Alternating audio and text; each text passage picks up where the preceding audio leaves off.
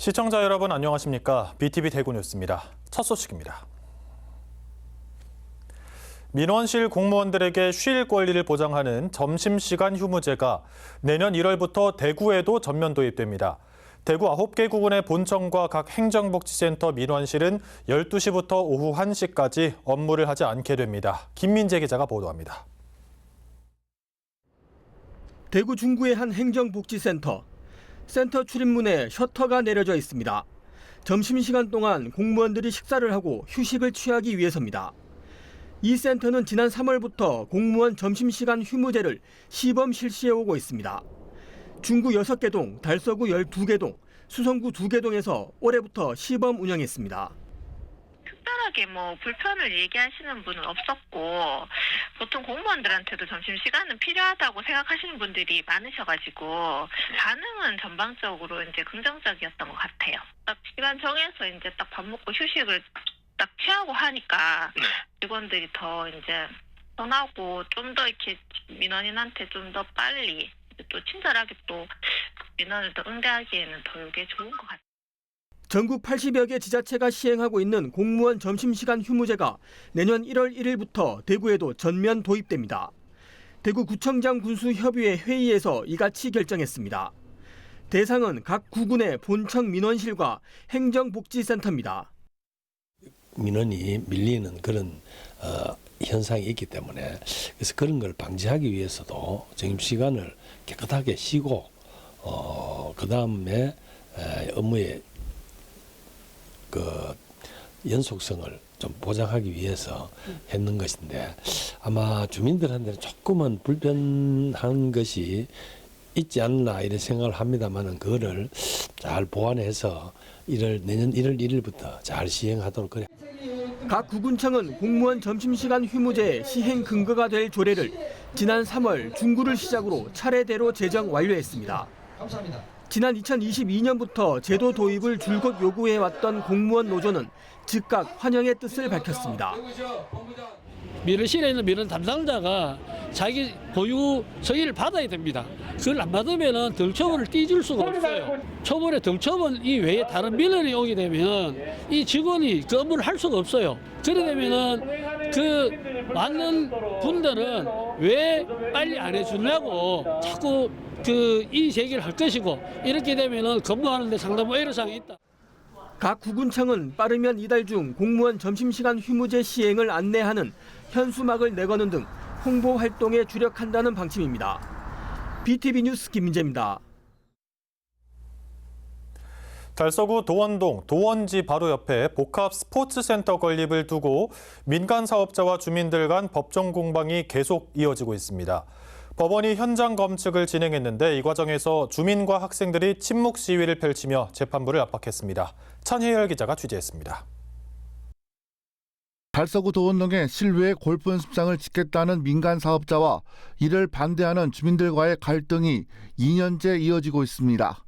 그 사이 민간 사업자 측은 문제가 된 실외 골프 연습장을 실내 시설로 바꾸고 사우나, 수영장, 헬스장을 갖춘 복합 스포츠 문화센터를 짓겠다며 당초 계획을 변경했습니다. 건축물의 높이도 주민들의 의견을 수렴해 기존 35m에서 26m로 낮춰 소음과 일조권에 대한 논란에 맞대응했습니다. 그럼에도 지난 7월 접수한 행정심판이 기각됐고 9월에는 행정소송을 접수한 상황입니다. 재판부는 변론 기일을 앞두고 직접 신축 예정 부지를 찾아 센터와 학교, 아파트와의 떨어진 거리를 눈으로 확인했습니다. 민간 사업자 측의 설명을 직접 들어본 뒤에 주변 주민은 물론 특히 직접적인 피해가 예상되는 학생들의 반대 의견도 청취했습니다. 이 골프장 소음이라거나 아니면 이제 근처에 교통량이 많아지기 때문에 일단 학습권이 가장 많이 침해되는 게 아닌가 싶고요. 그리고 저희 등하굣길에도 여기 이렇게 차가 많이 들어오게 되면은 우리 등굣길 하굣길에 저희 학생들이 조금 더 많이 위험해질 수 있고. 재판부의 방문 소식에 인근 주민 300여 명이 현장에 모였습니다. 현수막과 손팻말을 준비한 주민들은 침묵 시위를 벌이며 재판부에 반대 의사를 전달했습니다. 그리고 저희 집에서도 수변공원이 보이거든요. 그래서 일부러 여기 와서 사는데 이런 게 생긴다고 하니까 부모로서 너무 억장이 무너지고 그다음에 여기가 굉장히 차가 다니긴 좁은 도로가 많은데 여기에 이런 게 생기면 차도 더 많이 다닐 거고 그러면 우리 아이들이 더 위험한 환경에 놓이게 된다고 생각하기 때문에 저는 복합스포츠문화센터 신축 예정 부지 반경 400m 안에는 유치원을 비롯해 초중 고등학교가 있습니다. 주민들은 고등학교 건물과 불과 18m 떨어진 곳에 대형 스포츠 시설이 들어온다면 학생들의 학습권을 침해할 수 있다고 반대 의사를 굽히지 않고 있습니다. 또 이 일대가 사실상 공원구역이기 때문에 시민들의 쉼터가 개인의 이익을 위해 희생되게 해서는 안 된다는 입장입니다. 협의의 당사자인 학교를 배제하고 소송하는데 분노를 느껴서 공정한 재판을 촉구하기 위해서 이 자리에 모인 겁니다. 앞으로 끝까지 우리는 학생들의 안전과 학습권을 지키기 위해서 최대한 노력하며 어떠한 일이 있더라도 반드시 막아내겠습니다. 재판을 맡은 대구지법 행정부는 다음 달 초 변론 기일을 정하고 양측의 입장을 살펴본다는 계획인 것으로 알려졌습니다. 도원동 복합스포츠문화센터 건립을 위한 법정 소송이 어떠한 결과로 이어질지 관심이 집중되고 있습니다. BTV 뉴스 천혜열입니다. 최근 노동계에선 새벽 배송 논란이 계속 이어지고 있습니다. 과로사로 이어지는 심야 노동을 일단 막자는 취지인데 일선 택배 기사들의 불만도 있습니다. 대구 지역 노동계는 사회적 합의를 통해 택배 노동자의 건강권을 지킬 수 있는 방안을 마련하자고 요구했습니다. 김민재 기자입니다. 최근 민주노총 산하 전국 택배 노조는 새벽 배송 제한을 주요 내용으로 하는 의견을 사회적 대화 기구에 냈습니다.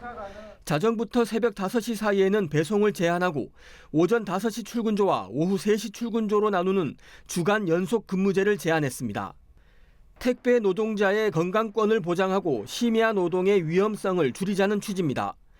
지난해 국정감사에서 최근 7년 동안 택배 기사 중 36명이 사망했고 대부분 과로사로 추정된다는 결과도 나와 있습니다. 사람이 죽지 않고 건강하게 일할 수 있기를 희망합니다. 어떤 이들은 그들의 선택이고 직업의 선택 자유라고 이야기하지만 이는 저희 경우가 불안정한 노동 현장 속에서 강요된 선택일 수 있음을 우리는 돌아봤으면 합니다. 심야 노동이 2급 발암물질이고 사람의 건강을 해친다는 의학적으로 너무나 당연한 이해라고 합니다. 하지만 배송 노동자들 사이에서도 소득이 줄어 생존권을 위협받는다며 반대의 목소리가 큽니다. 대구 지역 노동계는 택배 노동자들의 건강권도 지키고 소비자의 편익도 지킬 수 있는 방안을 사회적 합의로 해결해 나가자고 요구했습니다. 소비자의 편의와 산업의 발전이라는 이름 뒤에 가려진 생명의 희생을 우리는 더 이상 용납할 수 없습니다. 지난 1, 2차 사회적 합의가 분류작업 해방과 노동시간 규제라는 성과를 거두었다면 이제 3차 사회적 합의는 이윤을 위해 속도를 강요하고 노동자의 생명을 위협하는 심야 배송과 365일 배송이라는 구조 자체를 바꿔야 합니다. 그러면서 택배 노동자의 건강권과 휴식권을 보장하고 수입 감소 없는 노동시간 단축을 실현하는 실질적인 대책을 마련해달라고 정부에 촉구했습니다. 택배 사회적 대화 기구는 올해 안에 합의 도출을 목표로 진행되고 있습니다. 현재까지 1, 2차 전체 회의가 열렸으며 3차 회의는 오는 28일 개최될 예정입니다. BTV 뉴스 김민재입니다.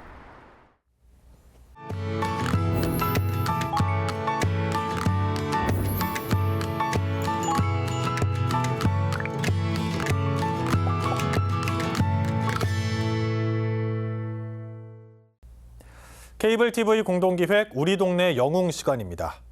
포천시에는 20년 넘게 지역의 어려운 이웃을 돌봐온 작은 복지 공동체가 있습니다. 무료 급식과 연탄 나눔, 푸드뱅크 사업까지 소외된 사람들의 곁을 지켜왔는데요. 특히 이곳은 이제 우리의 이웃이 된 이주민과 외국인 노동자를 위한 이주민 지원센터를 함께 운영하며 경계 없는 나눔의 가치를 실천하고 있습니다. 이승준 기자가 전합니다. 외국인 노동자들이 교재를 펼치고 한글 문장을 따라 읽습니다. 포천 나눔의 집이 운영하는 이주민 지원센터 한글 교실입니다. 낯선 언어 속에 고립됐던 노동자들이 이곳에서 한국어를 배우고 일상생활에 필요한 행정과 의료 상담도 받습니다. 김밥, 재료, 예요. 센터는 이주 노동자의 체류 문제나 산재 피해 상담, 노동권 교육도 꾸준히 진행하고 있습니다. 특히 한국에서 태어났지만 비자 문제로 인해 제대로 된 삶을 누리기 어려운 이주 노동자 2세들에게는 소중한 쉼터가 되고 있습니다.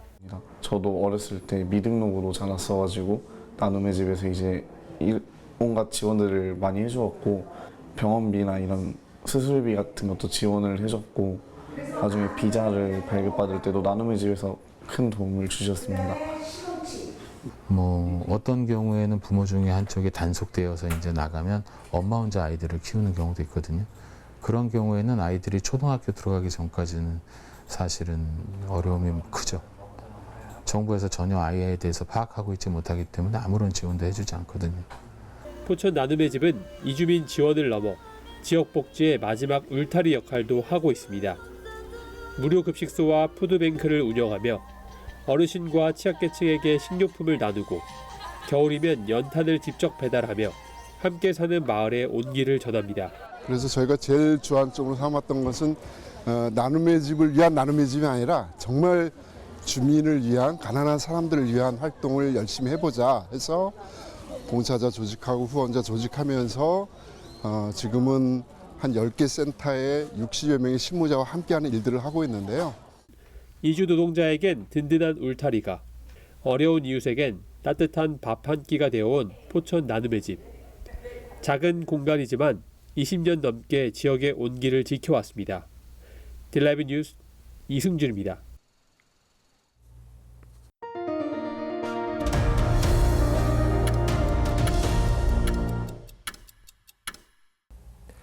앞으로도 계속 이어갈 수 있는 발전, 함께 할 수 있는 발전, 경제 성장, 사회 안정과 통합, 환경 보전이 균형을 이루는 발전을 우리는 지속 가능 발전이라고 합니다. 이 지속 가능 발전이라는 목표를 달성하기 위해 무엇보다 지방의회의 역할이 중요하다는 공감대가 형성되고 있는데요.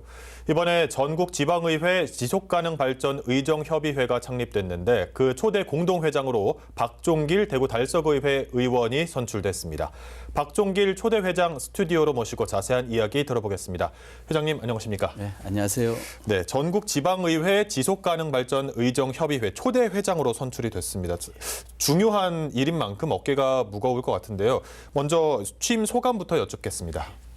예, 어떤 조직이든 창립되면서 초대 회장으로 선출된다는 것은 대단히 부담스러운 일입니다. 특히 지속가능 발전 목표를 수립하고 실현하는 것은 지속 가능한 인류 사회를 위하여 반드시 이행해야 할 글로벌 현안입니다.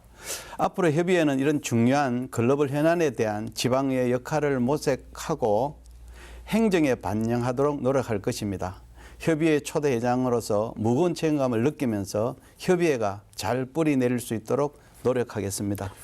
네, 저희가 뉴스도 그렇고 여러 매체에서 지속가능 발전이라는 단어를 참 많이 접하긴 했는데 이 뜻이 어떤 건지는 사실 좀 크게 와닿지는 않습니다. 지속가능 발전, 어떤 의미로 해석하면 좋을까요? 예, 지속가능 발전이란 개념에 대해서 많은 분들이 어려워하십니다.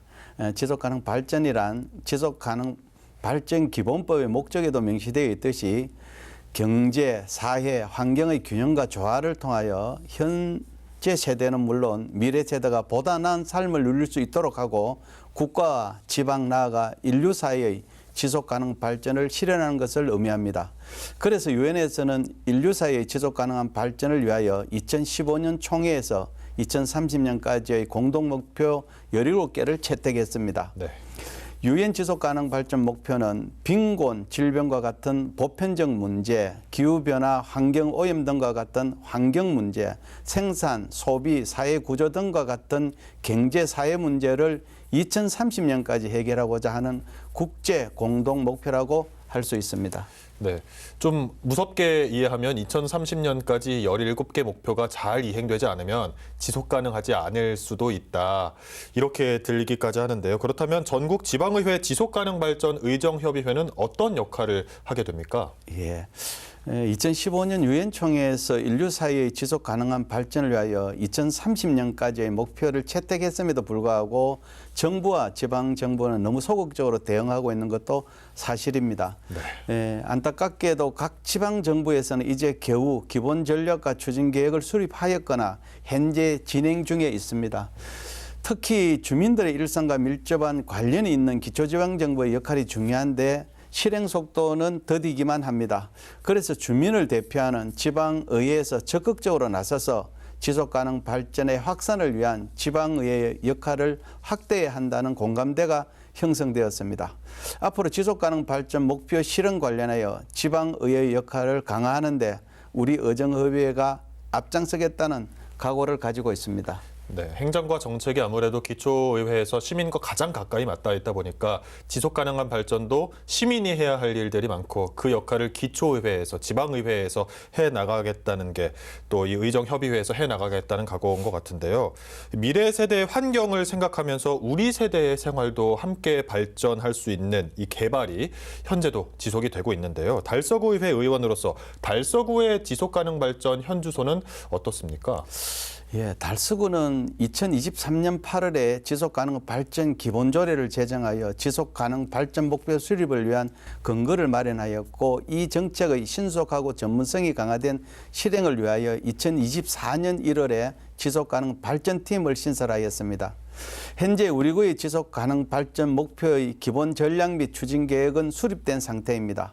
우리 구는 계획 단계에서 실행 단계로 넘어가는 중요한 시기에 있다고 보시면 되겠습니다.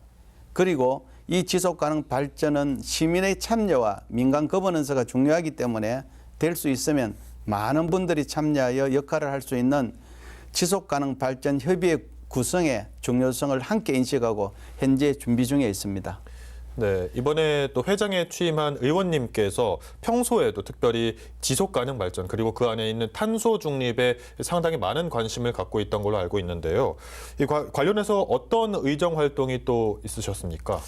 예, 제가 본격적으로 관심을 가지게 된 계기는 2019년 대구시 지속가능 발전 협의회에서 주관한 지속가능 발전대학의 강좌를 수강하면서 지속가능 발전의 중요성을 깊이 깨달았기 때문입니다. 네. 그리고 그 과정을 통하여 지속가능 발전이라는 글로벌 어젠다 관련 목표를 실행하려면 그 근거가 되는 조례 제정이 우선되어야 한다는 것을 인식하고 조례 제정에 집중을 했습니다.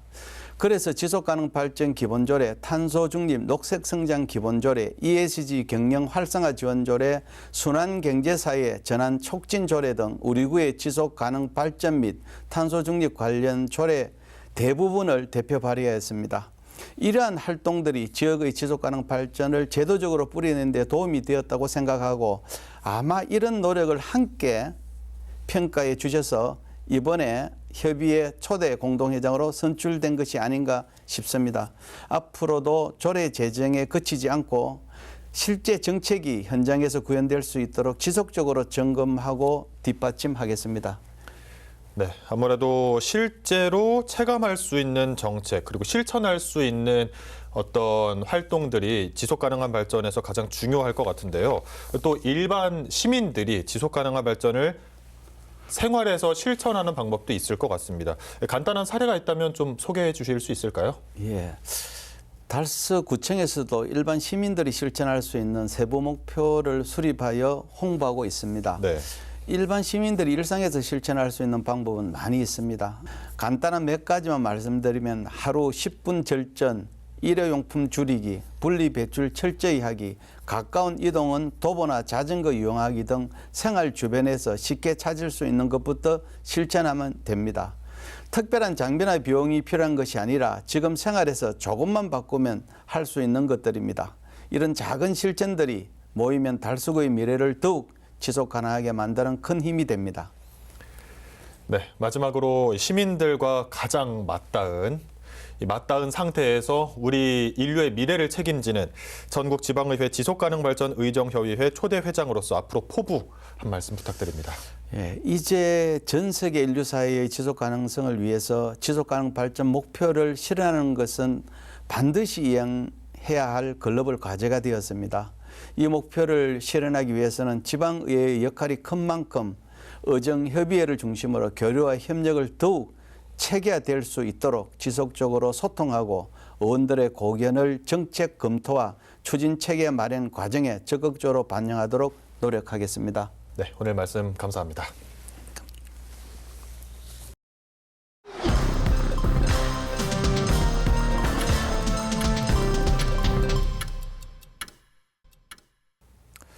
달성군이 5개 초등학교 주변 통학로에 녹지로 된 쉼터를 조성했습니다.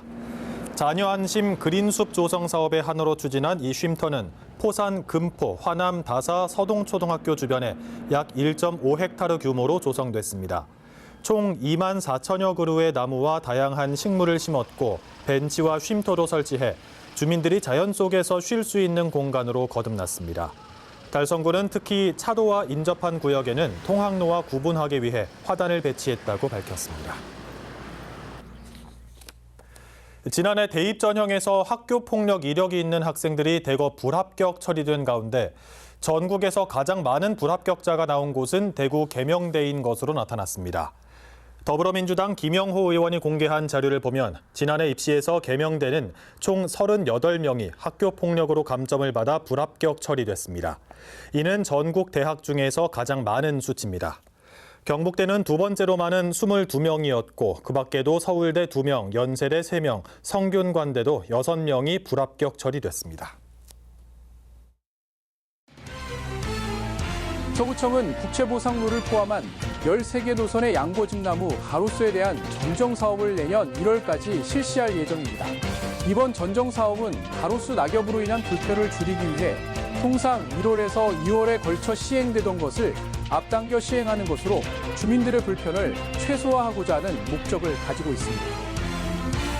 중구청은 경찰과 합동으로 동인초등학교 주변에서 어린이 약취, 유인 예방 캠페인을 진행했습니다. 이번 캠페인은 최근 전국적으로 발생한 어린이 약취 및 유인 범죄가 심각한 문제로 부각되면서 이에 대한 인식을 높이고 어린이들의 안전을 위한 수칙을 홍보하기 위한 목적으로 시작됐습니다. 대구 달성구는 9개 읍면에서 생활개선 회원과 농촌 여성 500명을 대상으로 오리쌀을 활용한 기술 교육을 실시합니다. 교육은 전통 장담극이 실습 등 쌀의 다양한 활용 방안을 포함하며 쌀 소비 촉진과 전통 식문화 보전을 목표로 합니다. 제10회 영호남 의용소방대 교류의 날 행사가 광주광역시 의용소방대원 50여 명과 함께 팔공산에서 열렸습니다. 참가자들은 재난 대응 사례를 공유하며 협력 방안을 논의했습니다. 이상 간추린 소식입니다. BTV 뉴스는 뉴스 홈페이지에서도 바로 시청하실 수 있습니다. 시청자 여러분의 많은 관심 바랍니다. 이상으로 뉴스를 마칩니다. 함께해 주신 여러분 감사합니다.